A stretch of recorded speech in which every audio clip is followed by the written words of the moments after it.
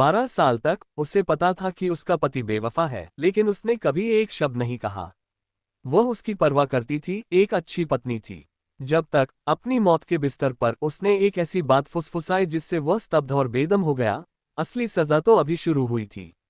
शादी के 12 साल तक एलेना रामिरेज ने एक राज रखा जो उसने कभी किसी को नहीं बताया। बाहरी दुनिया के लिए वह एक सफल बिजनेसमैन की परफेक्ट पत्नी थी, जिसका डेल वैले इलाके में एक घर था, 2 अच्छे बच्चे थे और एक ऐसी जिंदगी थी जिससे कई लोग जलते थे। लेकिन उसके दिल के अंदर सिर्फ राख बची थी। पहली बार जब उसे अपने पति राहुल की बेवफाई का पता चला, तब उनकी सबसे छोटी बेटी अभी 4 महीने की हुई थी। मेक्सिको सिटी में जून की एक बारिश वाली सुबह थी। एलेना बोतल तैयार करने के लिए उठी और देखा कि बिस्तर का दाहिना हिस्सा खाली था। जैसे ही वह ऑफिस के पास से गुजरी, मॉनिटर की धीमी रोशनी में उसके पति की तस्वीर दिखी, जो वीडियो कॉल पर एक जवान औरत से धीरे से बात कर रहा था। मुझे तुम्हारी याद आ रही है मेरे प्यार, काश तुम आज रात यहाँ होते।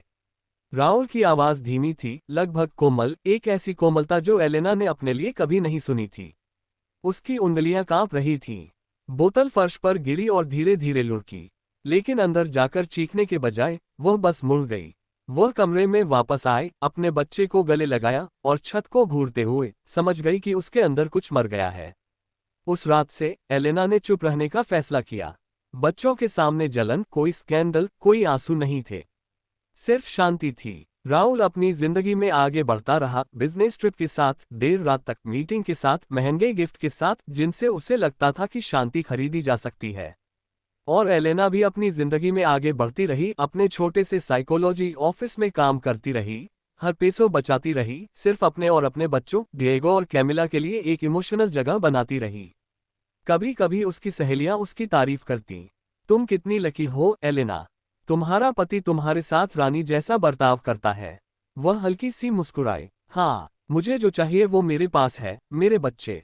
12 साल बाद सब कुछ अचानक बदल गया। राहुल, जो हमेशा इतना मजबूत और घमंडी रहता था, उसका वजन तेजी से कम होने लगा। डायग्नोसिस बर्फ के पानी की बाल्टी जैसा लगा, end stage liver cancer. Angels hospital में इलाज महंगा, दर्दनाक और बेकार था। कुछ ही हफ्तों में वह बिजनेसमैन जिसने अपनी जिंदगी घमंड से भर ली थी, एक कमजोर शरीर, पीली स्किन और फटी आवाज वाला हो गया। और दिन रात उसके साथ सिर्फ एलेना थी। उसने सब्र से उसे खाना खिलाया, उसका पसीना पोंछा, उसकी चादरें बदली और बिस्तर पर पलटने में उसकी मदद की। बिना किसी शिकायत के। वह रोया नहीं, वह मुस्कुराया नहीं, उसने बस वही किया जो उसे करना था। कभी कभी नर्सें धीरे से कहती, कितनी अच्छी औरत है, वह अब भी उसका इतने प्यार से ख्याल रखती है। लेकिन किसी को नहीं पता था कि यह अब प्यार नहीं, बल्कि फर्ज था। एक शाम जब बेडरूम के ब्लाइंड से सूरज की रोशनी छनकर आ रही थी, तो दूसरी शाम दिखाई दी। लाल ड्रेस और परफेक्ट होठों वाली एक जवान औरत हॉलवे में चल रही थी, जिसमें हील्स हॉस्पिटल के फर्श पर चाकू की तरह बज रही थी। आगे की कहानी जानने के लिए सब्सक्राइब जरूर करें।